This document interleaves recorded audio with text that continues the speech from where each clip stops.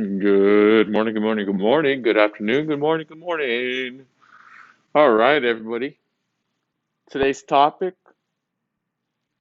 I commend everybody because everyone's doing a great job. I mean, not everybody, but for the most part, I do have a good amount of kids that are doing their work consistently. I'm trying to make it as easy and as simple as possible so that you guys can get this algebra credit. Don't forget, you need this credit to graduate. Keep pushing, keep doing what you're doing. I'm going to try my best to make it as easy as possible for you. All right.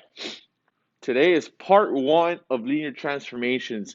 Don't forget that linear is a line, and we're going to take this line and do some stuff with it. Check it out. Today is very specific.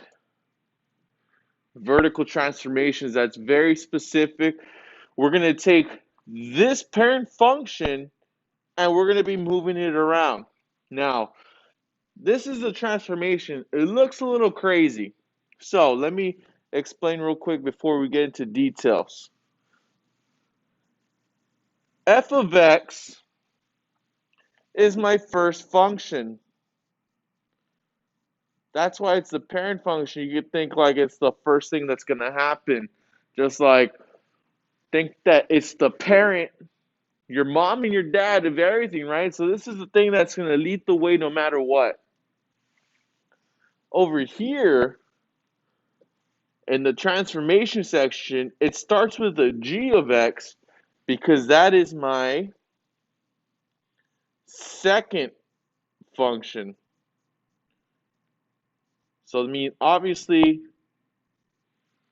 that's first. You're going to see this line. And then the second one's going to be the second part of it, what is going to be translated, okay? Now, we get to make your life a whole lot easier because we get to use decimals. So let me talk about one more thing real quick. That's the format, and it's telling you you're going to be looking at this d function. That's going to be your movement. That d, that number, which you can see right here is 5, that's going to tell you what we're doing. All right, so let's do it. I need everybody to make sure you can get to Desmos, extra tab. Mine's already right here, so I'm going to click Desmos, and I do graphing calculator. What's cool about this is you will be able to use this on the STAR test if we take it online. Real quick, make your life a little easier. I don't like the way this graph looks, so I'm going to fix it. Little tool handle. Okay. Right here, I'm going to click arrows. So I got arrows to my graph. You'll see the arrow right there.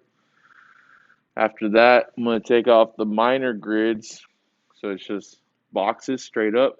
And I wanted to say 1, 2, 3, 4, 5, 6, 7, 8, 9, 10, right? So right here where it says step, I'm going to put 1. And the next one, I'm also going to put a 1 as well.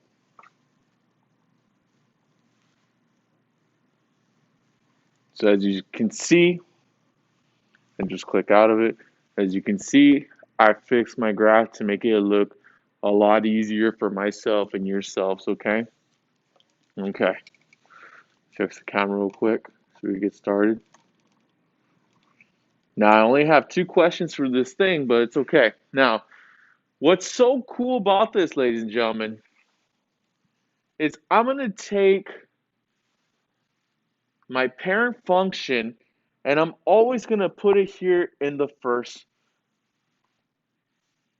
row all the time. So I'm going to type it just like how it is. F of x equals x. And as you can see,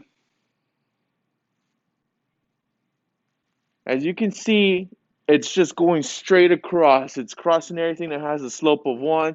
The y-intercept is at 0. Now, what's cool is,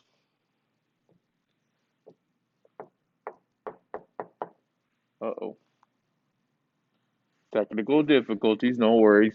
What's cool is I can easily draw that line. I should know it's going from corner to corner. It's a slope of 1, intercept at 0. And this intercept, this point that I just drew, we're going to take this point, we're going to move it down, up for today. Tomorrow we'll talk about left to right, but today is just up and down.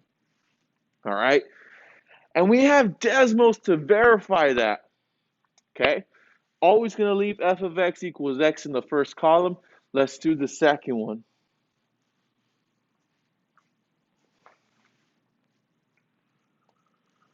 Now, I'm going to type it in just exactly the way it is, starting with g of x, lowercase. G of x equals f of x. Sir, but we already typed f of x. Hey, I completely understand, but all we're saying is we're taking the first function, we're putting it right here, and we're going to transform it. We're going to do a lift up, and you'll see how crazy it's just going to be. Very, very simple, very straightforward. Okay? Did it, and then the plus 5. Boom. Now let's talk about how it looks right here first, though. As you can see, we took my parent function, I'll do it in red, crosses the 0, and we took our second one, our transformation, and the point moves all the way up to 5.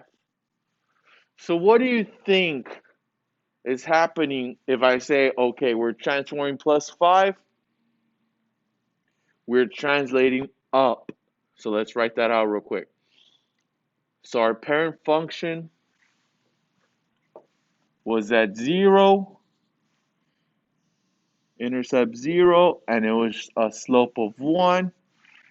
And we're going to take this red line and we're going to move it up 5 spaces. 1, 2, 3, 4, 5. And then we draw the same thing with a slope of 1. Of course, you do have Desmos to make sure you draw the line correctly. My line's kind of ugly. But it went from right there, and we went up 5 units. If you want, I could even draw it over here in red.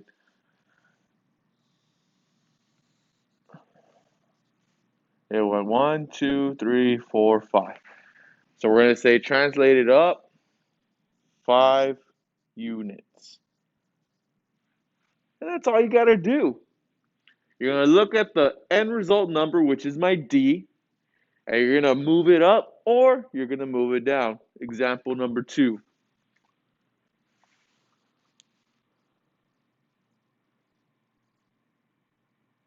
Oh, I need to change this to D. My bad. No worries. Change this real quick. You won't have to worry about it. 1 second. Oh, fudge cakes. That's why.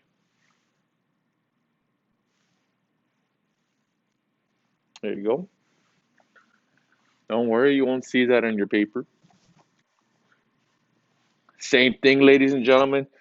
We'll do it by hand first, and then we'll check with Desmos. And obviously, I already gave it away. What do you think that's just going to happen? It's going to go down. So I have my parent function. I should know it's crossing through my 0 with the slope of 1. Boom. And then because it's telling me to go down, obviously because it's negative, we're going to go down. So let me draw it on this side also. Sorry. This is the parent function in red. And then we're going down 3 units. 1, 2, 3. And then we just make sure it has a slope of 1. Ah, I could have used my ruler. Boom. So it went from the red to the blue. And we say translate it, shift it down 3 units. Oops, I misspelled that.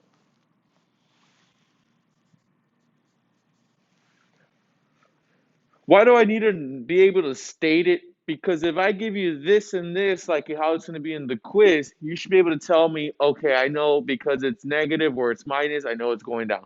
If it says plus, I know it's going up and so forth. That's all I have. Oh, let's double check it with Desmos. No worries. Make sure you copy if you're doing it by hand, no worries. And we'll check it out with Desmos. You can pause it. All right. Taking it to Desmos real quick. Boom. Remember, my line stays normal for the parent function, and all I gotta do is change the new function, which is we're putting -3.